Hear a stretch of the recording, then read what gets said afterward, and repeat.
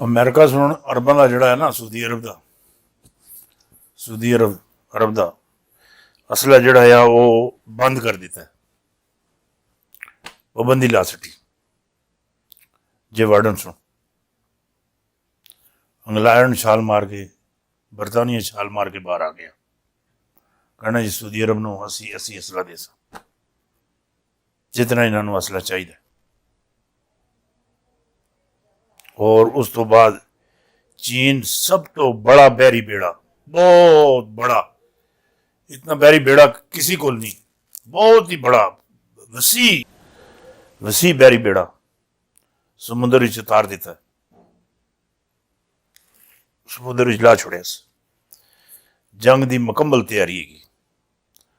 तुसां नाल मैं गल करदा पिया सां कि पाकिस्तान का सब तो वड्डा जिहड़ा बैंक हैगा तो किहड़ा आ? State bank. एक बंदा जनाब जिहड़े सिक्के नहीं होंदे सिक्के, सिक्के लैण वास्ते स्टेट बैंक आ, कोई 2500-3000 रुपये के उसे सिक्के चाहिए से। चेंज जरूरत होंदी ना सारिਆਂ ਨੂੰ, उस आखिया जरा नवे हो सन, लैण गया उन्हें ना कर छोड़ी स्टेट बैंक वाले कि सिक्के नहीं है जी। उस आखिया जी मैं स्टेट बैंक आया ना, इतने सिक्के नहीं तो फिर कितने? उत्थे एक बंदा एक बैठे था, कहना कि जी तुसा अगर बहुत ज्यादा अगर इस को वड्डे बैंक जाना ही है ना,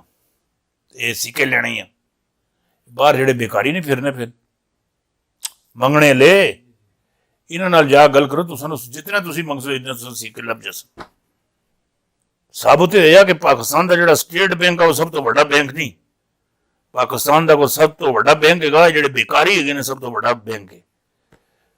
और एक गल मैं तुहानूं होर भी दस देवां, जिहड़े बेकारी है ना, बेकारी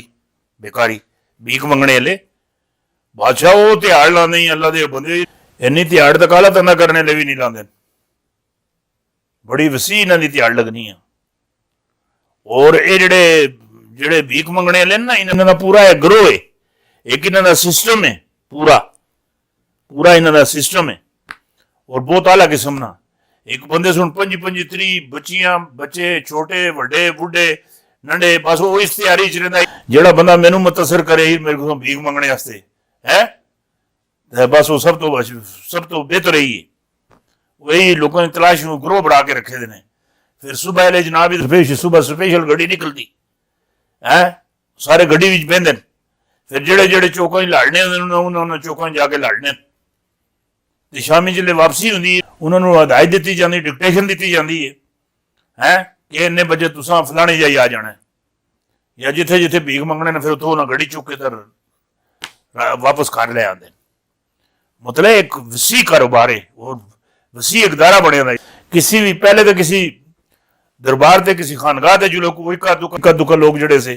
वो भीख मंगने ले सन। इस खान के दौर अंदर, इस खान ने दौर अंदर खान खुद भी जी फेसबुक है भरी दी, खान और किसी बंदर लड़ा लाया, कोई खोते चढ़े को कितने चढ़े नहीं, तड़ो तड़ हर रूप भी कुछ कोल पकौड़े लाइए करके मंगने वास्ते। नाल जनाब शेख रशीद खलोता, नाल जनाब वो जड़ा वो चौधरी हाँ वो नाल खलोता रहा। बड़े एक्शन है, बहुत एक्शन है खान साहब दे मुल्क अंदर बड़े मैं वो लोग अजकल तकना पे, वो लोग मैं तकना पिया कि जेडे भीख मंगने, जेडे कभी जिंदगी कारोबार निकले ही नहीं है, मजबूरी नहीं, उन्होंने उठने की हिम्मत ही नहीं होती है कि उठ के बाहर निकलिए तो जाके भीख मंगिए ना। ये और जी दूसरी गल तो सुनने में करने लगा सा, फौज के खिलाफ बातें करने वालों को कटारे में लाना होगा और इंशाअल्लाह और आसान हो। आजकल मरियम नवाज और फजल रहमान और बिलावल रात को ख्वाब देखते हैं, राती सोते हुए ना ये करके बड़े मजे नाल ख्वाब ही तकड़न के शेर निगरान वजीर आजम की शेरवानी साढ़े सराहने धरी दी करके है। आजकल राती ख्वाब तकड़न के निगरान वजीर आजम की जी शेरवानी की सराहने धरी दी, और सेनेट का जो इलेक्शन है हारने के बाद मरियम नवाज फजल रहमान महमूद अफजई है, पर ओए होए इन्हों का हाथ अंदर रोड़े अटकाए लगे, रोड़े अटका के जियां पैपा कोई रोड़े नहीं आ रहे तो पानी रुक पैपा अंदर पानी आंदा, ये हर जाई होने में खाली रोड़े अटकाए लगे और एवं रोला डालेगा नहीं और डाल दे रहा सन। मरियम नवाज और बिलावल जरदारी बेताशा रोला रपा इस जेड़े दो है मरियम नवाज भी तो बिलावल भी ए रोला मेरे अब्बे दा, ए रोला मेरे अब्बे दा, ए रोला मेरे अब्बे दा, ए रोला मेरे अब्बे दा, ये अब्बे दा ही ना रोला पाया अब्बा बचाओ मैं ही ना शुरू की थी पता नहीं केड़ी जी खड़सन इस मुहिम नो मैंने कोई समझ नहीं आती इन्हों मैनू समझ नहीं आती इन्हें अपने प्यो प्यो बचाने की बाबा बचाने की इन्हों मुहिम हैगी। हाँ और तो बकाया ही ना कोई है कोई नहीं मामलात मैनू और कोई दुरुस्त नहीं दिखाई देंगे। ये पीपल पार्टी दूरे म्यार की वजह ना PTM जिहड़ा इन्हां दा दूरा म्यार है ना खास करके पीपल पार्टी का भी और नून लीग का भी और अल्लाह तुसां चंगियां करे फजले रहमान ना भी नाल उसिया तई है ना मामूद जक चजे इन सारे का दूरे म्यार की वजह से PDM टूट जाएगी और पीपल पार्टी आखिरी गेंद तक खेलेगी सेनेट आखिरी गेंद तक खेड़ सी। और एक गल तो उन्हें मैं और दसा आखिरी गेंद तक खेल सी सेनेट के इलेक्शन के बाद पीपल पार्टी मुंह की खाएगी। सेनेट के इलेक्शन में धांधली की जरब जरूर लगाएंगे जरूर लासन तारीख इंसाफ और पीपल पार्टी हाँ ये अपने उम्मीदवारों को कामयाब करेंगे और दोनों हाँ अपने आप को मनवाएंगे कि मैं इलेक्शन जीतिया दो आगसी में जीतिया वो आगसी में जीतिया हाँ तुसा धांधली की थी हमारे पास अक्सरियत है। और सेनेट इलेक्शन में इमरान खान ने सदारती जो आर्डिनेंस जड़ा सदर को जड़ा जारी करवाया ना है सदर को जड़ा जारी करवाया मतलब जड़ा सदारती आर्डिनेंस जारी होया सिर्फ अदलिया पर दबाव डालने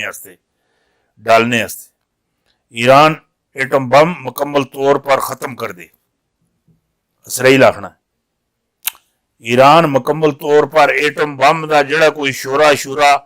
पिदी शिदी जो कुछ भी बड़े ना मतलब कोई भी उसका असारात हैं केमिकल दे वो खत्म कर दे हमारा वजूद खतरे में पड़ जाएगा। हमारा साड़ा जड़ा उस ईरान बढ़ा रहा इसराइल आखता साड़ा वजूद खतरे च इसराइल के पास अगर एटम बम है तो ईरान आखता साड़ा भी वजूद खतरे च फिर तो उसी भी तल्फ करो है इसराइल तो बेशुमार रखे देना